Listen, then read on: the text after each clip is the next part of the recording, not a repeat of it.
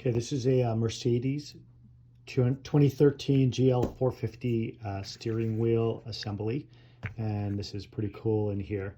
So this top part here has ribbon cables for the movement instead of a slip ring.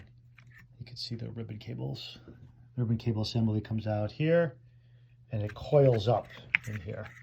There's an interlock, this red thing. You can see it coiling on itself. And then in the next layer down, this is an encoder wheel. So there's an encoder and the patterns on it are totally unique. So the steering wheel is like, when you turn it, it's like a mouse. And it basically, there's this optical, this is a reflector piece, and this is an optical transmitter and receiver that moves on the encoder and detects the position. And then underneath here, this is locked down, but this is the circuit board assembly. So this has the computer chip, part of the chip shortage that is guiding this whole steering wheel and all of the functions of all the switches on it. Pretty cool.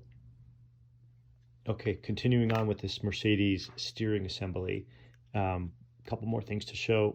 One is this board over here is for the switches. So you can see this is like the bottom of a TV remote control. These resistive PCB traces, these fail. This is not for the high reliability stuff. And you can see how this works. If you go in and out, it's just going to be sliding over these contacts. And then I want to show you one more thing, which is very cool. On the reverse neutral drive switch assembly, this has to be high reliability.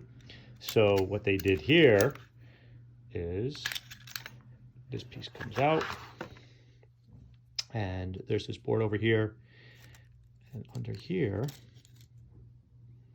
these are Hall effect sensors. They pick up magnetic flux, so they can detect a magnet moving. And this is a magnet, and this magnet, the way it moves is it goes like this.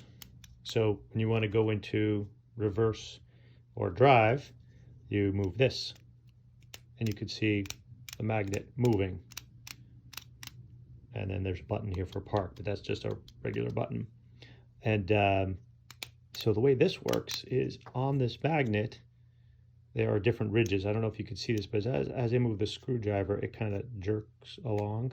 And that's because there are multiple magnet sections in here for the Hall detect sensors to pick up. It's not just one big magnet.